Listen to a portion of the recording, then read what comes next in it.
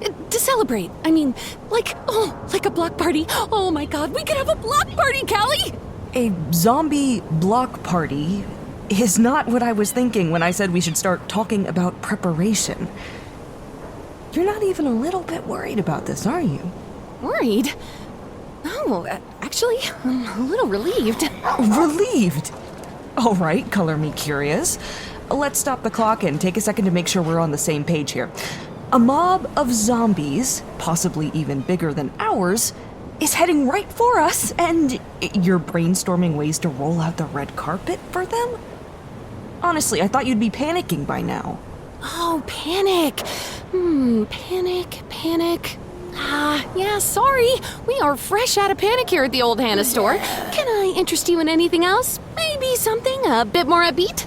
All out of panic, huh? I mean, if you need a restock, I've got you covered. Oh, sorry. It's actually a discontinued item. I'm afraid we're not doing panic anymore. Oh. I'm actually pretty okay with that. Okay, I'll admit that's probably a little optimistic. It's not like I have the best track record when it comes to not panicking, but hey, can't fault a girl for trying something new, right? And life is pretty wild. I know that's an understatement and not exactly breaking news at this point.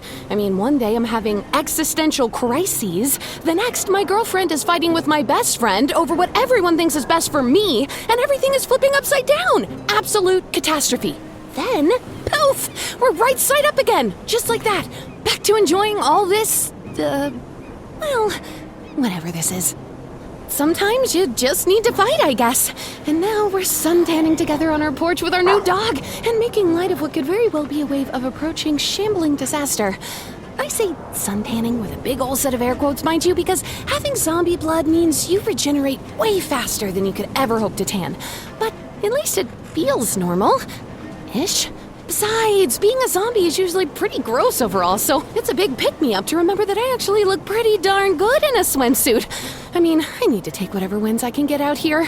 There are zombies that look way worse than this, so I'm actually pretty thankful that my biggest zombie problem is being green. Anyway, it's just... oh, it's really good to feel like I can just be again, without all the drama. All right, Alfie. Speaking of things that are absolutely wild, you should explain this whole Alfie thing to the listener. Because it's weird. I don't know. I feel like it's the most normal thing about us.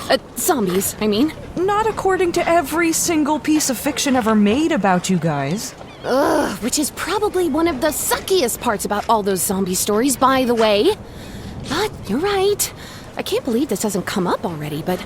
zombies and dogs actually really like each other. From what I figure, we kind of operate on the same wavelength, if that makes any sense. Back when the outbreak first started, humans even used dogs to give them a heads up that we were close. But not in that growly, barky, guard dog kind of way. More like what happens when a dog's favorite person comes walking around. It's kind of like we've got pockets full of, T-R-E-A-T-S. And, as I've recently discovered, I can connect with Alfie. Probably other dogs as well, in the exact same way I can connect with zombies and mutants. That's why I have to spell certain words out now, even in my head. Unfortunately, even though he seems to understand me just fine, he can't talk back. Well, not yet. We're working on it. Yet? Oh, God, it's probably for the best. We do not need talking dogs. Oh, I don't know. I think it could be kind of cool to be a dog whisperer and have them actually whisper back. Oh, yeah? You really think so? You think that'd be cool, Hannah? Okay, how's this for a little slice of that fresh hell? Hannah! Mum! Mummy! Mama! Mum! Treat! Mama! Okay, wow! Also, I'm gonna go ahead and make the executive decision that we never call me mommy, like, ever again. No promises there. Oh, shit, I said the T word, didn't I? All right. Here. Oh, good job, buddy. Well, this dog really runs my show, doesn't he? All right, you win. I retract my want to be a dog whisperer, but not my excitement about all the new zombies coming this way.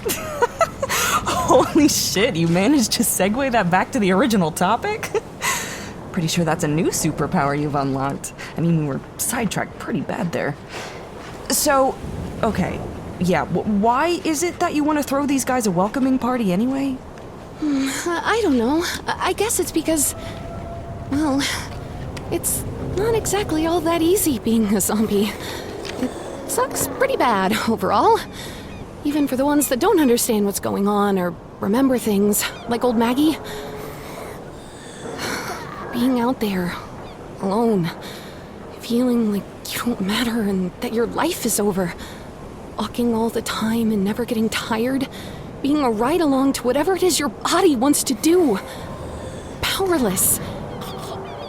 I can't explain how it made me feel the first time you saw me back in that barn. Even if you didn't realize at the time that I was really up here in my head. You said my name and I felt like a person again. For the first time in a really long time. I know it's different, but we've done a really good job here. Giving these guys some, I don't know, some dignity, a sense of connection. Remembering that there are people under all that ugly zombie stuff.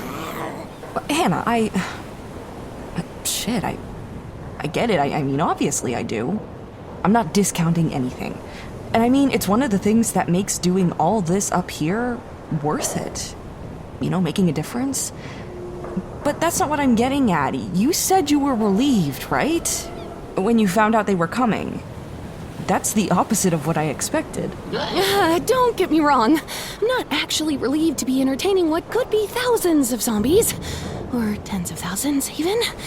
Maybe I'm just glad that I can finally make sense of this feeling. The part of it I haven't been able to kick. All the anxiety and the flashbacks that have been happening, I thought it was just the listener. Maybe stress?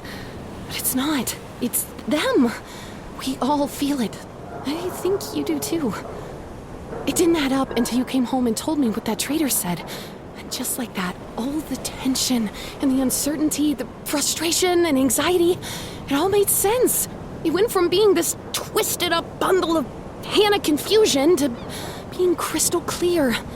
I feel them, Cali. Like they're lost pieces of a half-finished puzzle that I gave up on and forgot about. A puzzle I might finally get to finish now. I mean, that all makes sense. I get it. It does and it doesn't make sense at the same time. Shit. The whole zombie hive mind stuff is super weird in general, but yeah, I do get it. But that's not what I'm worried about. Let's set aside the logistics for a minute, not to mention the question of where exactly we're going to house 10,000 zombies. So, way back before what happened here happened, Bogart said something that made sense to me much later than it should have. To be fair, it didn't really matter until now, but he called you a queen. So, if there is another queen at the front of this horde, what if she wants something different? And what if they don't want to stay here anymore? Oh my. I never really thought about it like that. Sorry for the panic shipment. Looks like panic's back on the menu. Hey, you know, fuck it. I don't think it changes anything. What do you mean? How could it not? I mean, you're right. We don't know why they're coming here.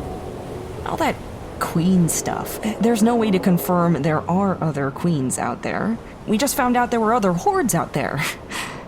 So it doesn't hurt to plan for potential danger and be ready for the worst. But we also shouldn't assume that it's going to be bad. Not until we scout out the situation, you know? On the bright side, it's not like 10,000 zombies are gonna sneak up on us, right? Yeah. I mean, what's the worst that could happen? Well, zombie civil war. But what's the best that can happen? Are you gonna say block party? Ooh, you're goddamn right I am. Yes! Oh, this is gonna be so epic!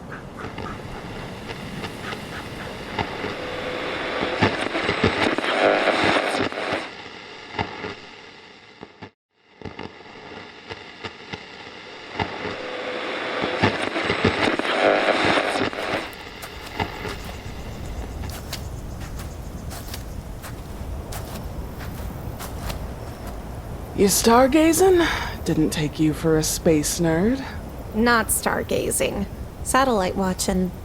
Stars are for everyone. Nerds, stoners, romantics, you name it. Endless possibilities up there waiting. Paint by numbers to infinity and beyond. That sure is a take. Didn't expect philosophy. Mind if I join you? Was hoping you'd say that. Saved a piece of ground right here for you. Where's Billy at? In his proverbial enrichment box. It's tough being a head on a stick. It's not like you can go off on your own when you get overwhelmed and need a little space. Today was a lot for him. So, he's listening to classical music. He really saved our bacon back there. Yeah, he really did. More than earned a break. Says listening to that stuff's the only thing that makes him feel complete. You know, I think his old owners used to listen to a lot of that stuff. He's got loads of it stored in his files. More human than human, I guess. Hey, Mita, right there. That's one of them. A satellite. Almost thought it was a shooting star. Kind of is. Except satellites don't grant wishes. They mostly just hold us back these days. How do you figure? I mean, they're beautiful from down here, especially on a night like this. But any one of them could be playing host to Omnitech. Who knows? Maybe they all do. Communication. Without it, we're nothing. We've got nothing. Same goes for them. The robots, I mean. It's just too bad we couldn't find a way to bridge the gap. I never thought about it too much. How important it is, or how we take all our yapping for granted. Not until meeting you, at least. Most people don't. There isn't a problem on this earth that you can't work out with the right conversation.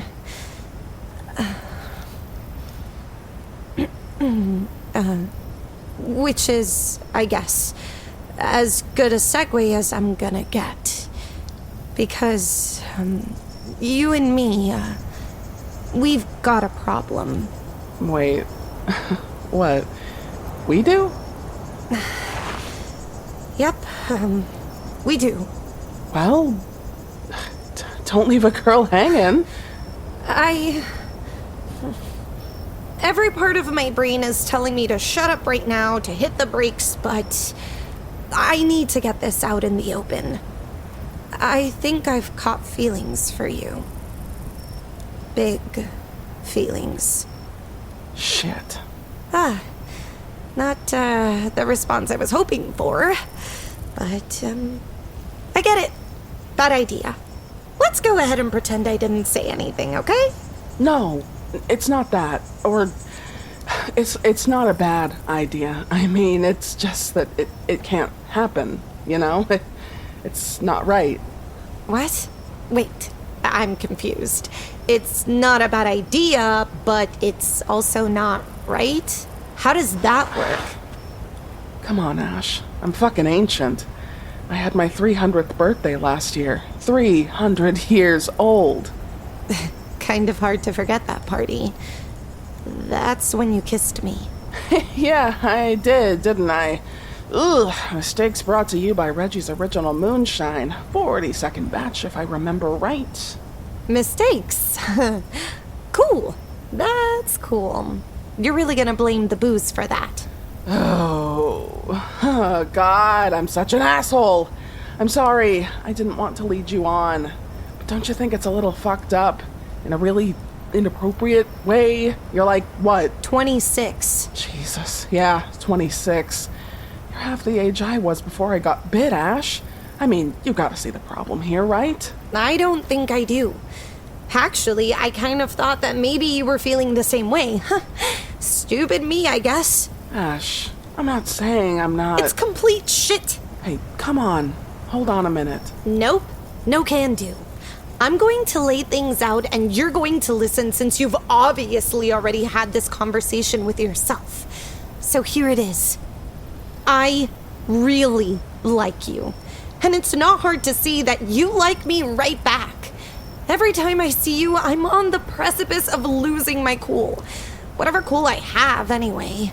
I get excited and nervous, and I'm hanging on to your every single word like I'm the world's biggest fangirl trying not to lose her shit. And you? People see you as grumpy and rough around the edges, but they don't actually know you. Which, for the record, you don't exactly make all that easy on people. But that's beside the point. Nobody else sees me like you do. You challenge me in a way I can't get enough of.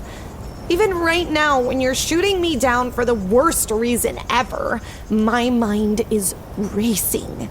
My heart is beating out of my chest. That's gotta be something, right? It has to be. It is, and I'm handling this like shit. It's been so damn long that I kind of wrote myself off. I was fine with leaving love in the rear view. I'm no good for you. I'm barely any good for me on most days. You can do a lot better than a worn-out wastelander like me. You're so full of shit. Good thing I can fix this. Okay, I just need to recalibrate. So, let's splash a little water on this and see what we're dealing with.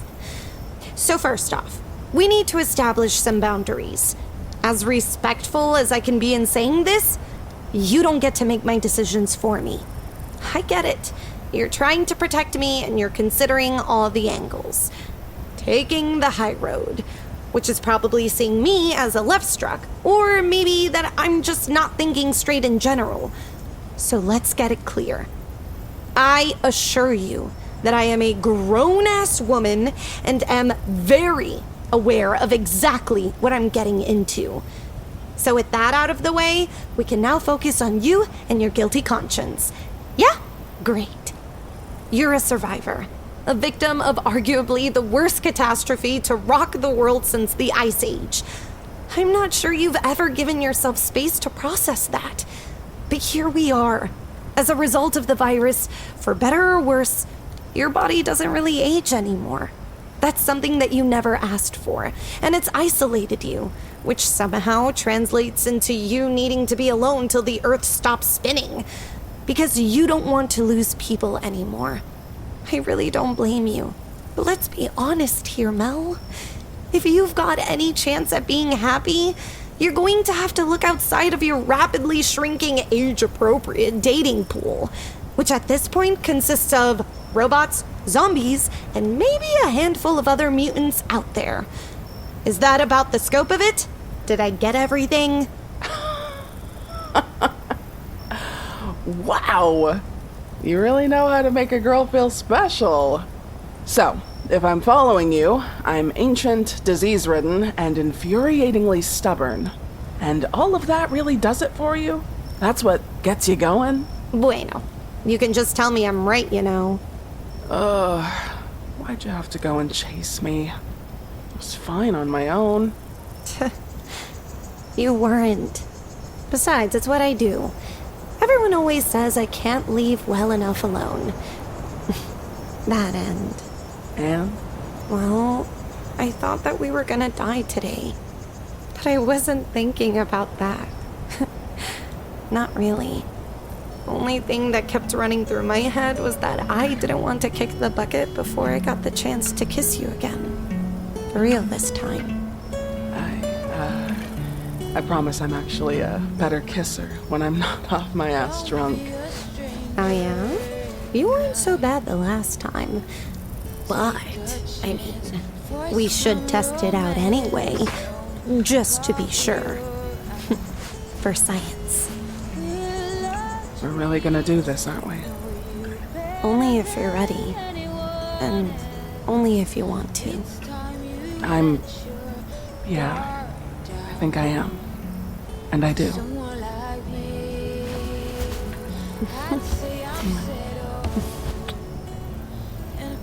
You don't have to be alone anymore, Mel.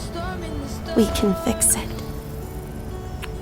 If not me, then someone like me that knows what to do and how to take care of you. Most of deserve to.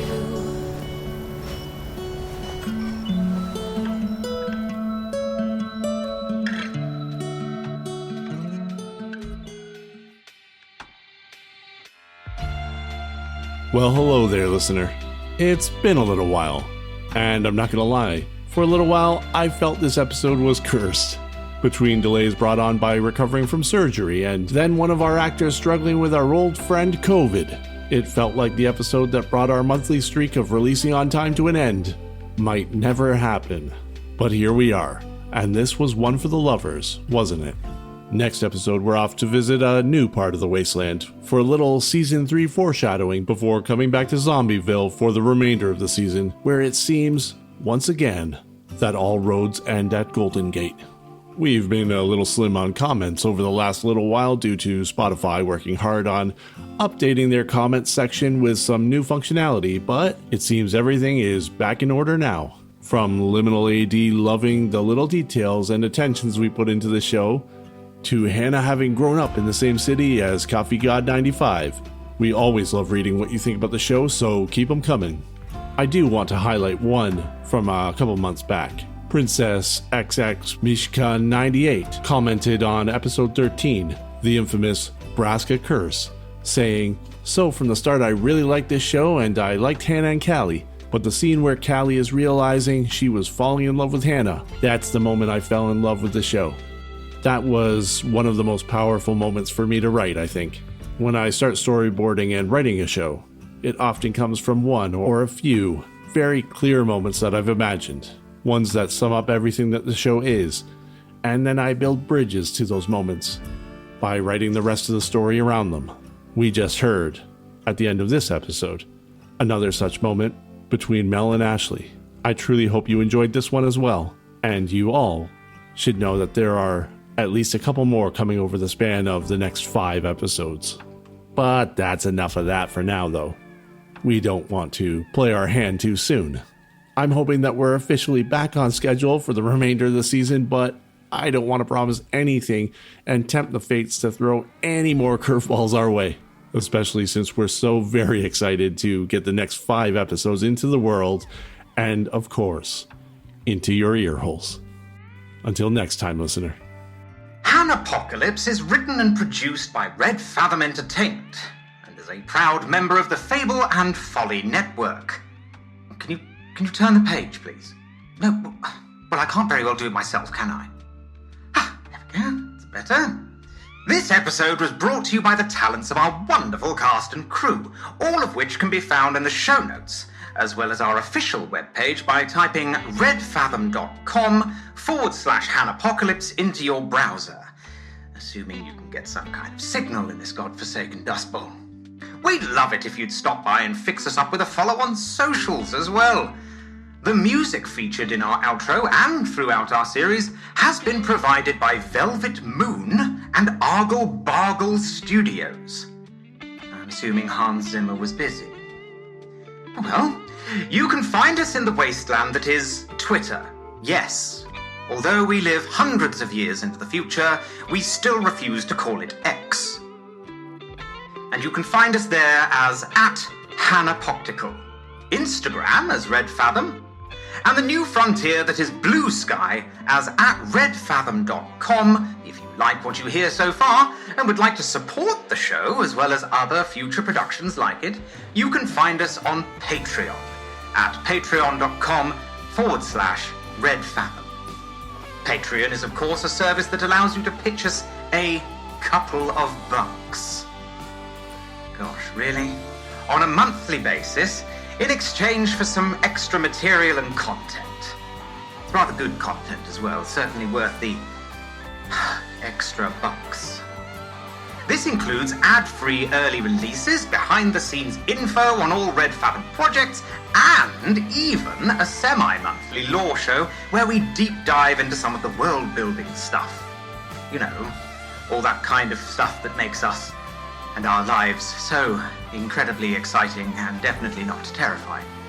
Anyway, every dollar goes to paying our talent and improving the show, helping us bring stories like this one out of post-apocalyptia and straight into your ear holes. provided you have arms to put your headphones on, unlike some of us. That'll be that world-building stuff again. Anyway, enough of that. Until next time, listener.